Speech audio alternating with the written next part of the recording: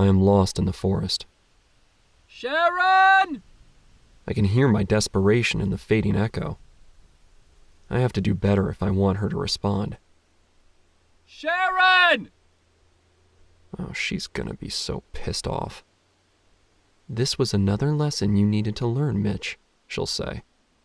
I learned my lesson, Sharon! That's a lie. A filthy lie. That is childish. I'm hungry. Nuts and fruits were in her bag, and I'm also out of water. I knew hiking was not a good idea. But hey, come on, keep it together, Mitchell. Just keep on walking like you did as a little boy when you were lost at that picnic. If I can find the LB or some road, I can sort this out. Yes. Yes, I can. This is a test, I know. She is testing me. But I'm not gonna muck this one. I'll pass this test, Sharon. You'll be so impressed. And we'll have wild sex, and I'll be the rugged forest man, and you'll be my Jane. Just you wait. I find a brook. I fill my bottle, wash my face and arms in its cool waters, and drink from it on all fours. That makes me feel like a man of the forest. Wait for me, Sharon. I'm coming for you. Wait for me in the car. I start climbing a tall rock to find a landmark before it gets dark. It's one of those sandstone formations, with a lot of holes and crevices on its surface, perfect for gripping and stepping. Since our first hike last year, I secretly wanted to do this.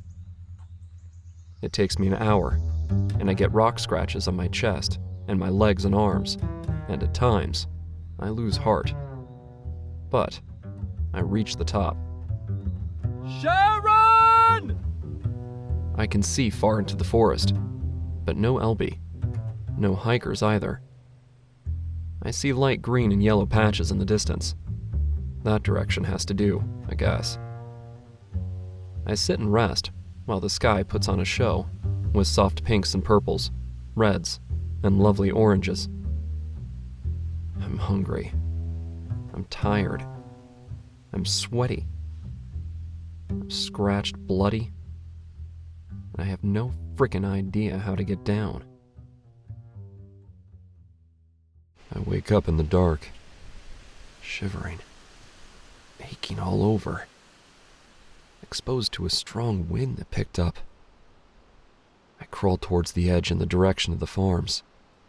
The height looks scary as fudge, but I can't stay here. There's a wedge, a vertical V formation where I can descend using both surfaces, like kids scaling a door frame. Balancing on the edge, I carefully dangle my cold feet in search of a toehold. I never felt this close to death in my life. Not even when Sharon left me for the first time. She brought me to the edge of the precipice, but never made me traverse it down. This is utterly my own stupidity. The wind is freezing my hands off, my limbs shaking dangerously. I see a cavity on my right, a few feet below, somewhere I can rest. Suddenly it's quiet. It's pitch black inside. I feel primal. Sharon must be back home by now. Took a shower, ate a pizza, sleeping in our soft bed, while I grind my buttocks on Mom? A soft voice coming from somewhere really close, like next to my ear, scares the baby Jesus out of me, and I almost jump out of the rock. Who is this? I ask, shaking with adrenaline. A pause. It's me, Mom. Daniel, says the listless voice. What's this mom business? Can't he hear my manly voice? Forest manly?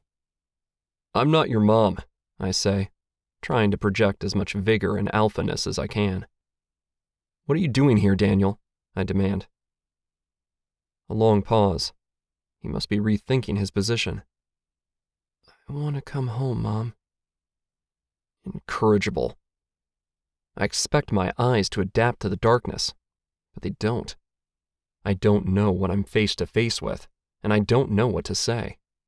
I just want to curl up and sleep, but not in a cavern with a creep in it. My stomach fills the space with a desperate growl. I hear slow scrapings, clinks, rustlings, and finally, quiet again. Ah! Something furry touches my arm. I flinch back hard and shrink back against the wall. What was that? Pause. Squirrel, says Daniel, almost a whisper. What's a squirrel doing here? Eat, says Daniel. What? Does he expect me to eat a dead squirrel? With its fur on? Uncooked? What am I, a savage? Is he a savage? Does he eat dead squirrels? With their fur and all? Cameras find me, Mom? I'm not sure what that means. Yes, I guess. A faint groan turns to a murmur, then a mumble. Give up. Tweet. Post. Every day. I wait for him to pour out whatever he got. Soon, he is out of breath, wheezing. Why did you run away, Daniel? A few beats. It takes and puts thoughts. What is it, Daniel? What is it? His pauses are killing me. The suspense. The suspense! Would you hold my hand, Mom? What? No. I don't want to hold a stranger's hand in a cave on a rock surface in the middle of a forest. But he sounds harmless. I pity him. I search the darkness and find his hand reaching. It has calluses, light as a feather, dusty, long, and uneven nailed. Then I feel the soft belly of a squirrel gently landing on my forearm.